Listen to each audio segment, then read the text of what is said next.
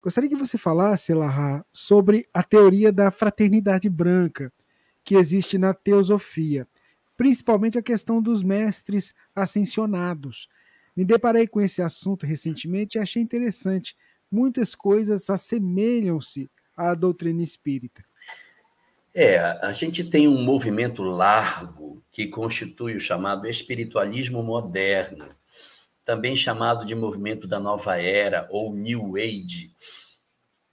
O movimento New Age é formado por um conjunto de doutrinas que são profundamente espiritualizantes, que falam sobre a vida no mundo espiritual, sobre a necessidade do desapego das coisas materiais, fala da reencarnação, nem sempre estimula a mediunidade, mas fala sobre a questão da mediunidade que eu falo através da psicografia, da psicofonia, mas valorizam a intuição, a inspiração, essa presença do espiritual em nós, mas que não são espiritismo. Existem várias doutrinas, nós temos a teosofia, a logosofia, o racionalismo cristão, o próprio espiritismo, os vários segmentos que a gente tem dentro de cultos afros, que possuem um conjunto de verdades também interessante nesse sentido. E a fraternidade branca, ela é uma das faces desse largo movimento que constitui as doutrinas espiritualistas da atualidade. E ela possui dentro do seu corpo de verdades a ideia dos chamados mestres ascensionados. Palavra meio esquisita, mas tem a ver com a palavra ascensão. A ascensão no sentido de elevação, de subida. Os chamados mestres ascensionados seria, no dizer dessa doutrina, espíritos que já teriam feito uma evolução muito grande e que estariam num aspecto bem mais elevado do ponto de vista espiritual. Os mestres ascensionados, eles são em pares. Então, eles são sempre de casal. E eles realizam encarnações assim bastante espaçadas na Terra para esse trabalho de transformação da humanidade.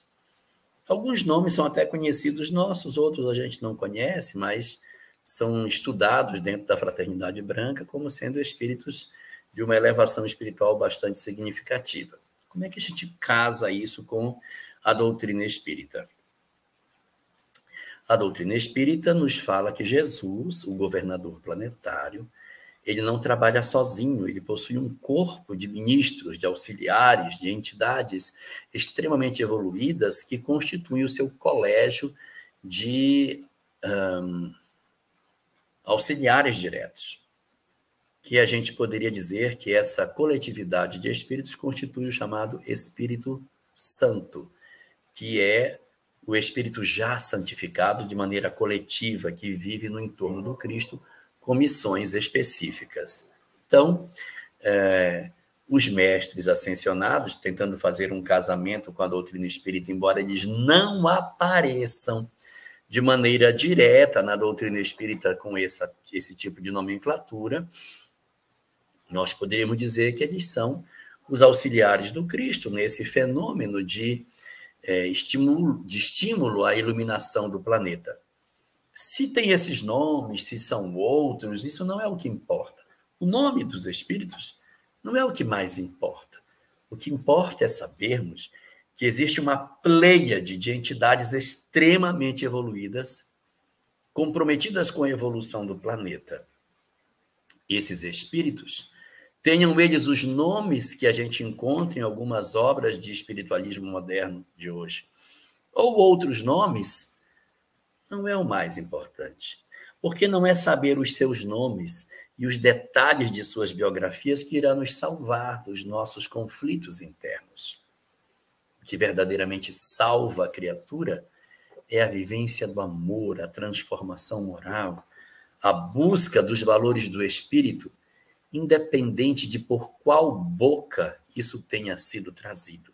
Se por Jesus, se por Krishna, por Buda, ou por qualquer um outro dos mestres ascensionados que são apontados em doutrinas outras que não o espiritismo. Só para terminar, vale destacar que essas verdades, elas não estão no Espiritismo, não constituem elemento da base doutrinária espírita, mas sabe-se que existe um grande número de espíritos que colaboram diretamente com Jesus na harmonia do planeta.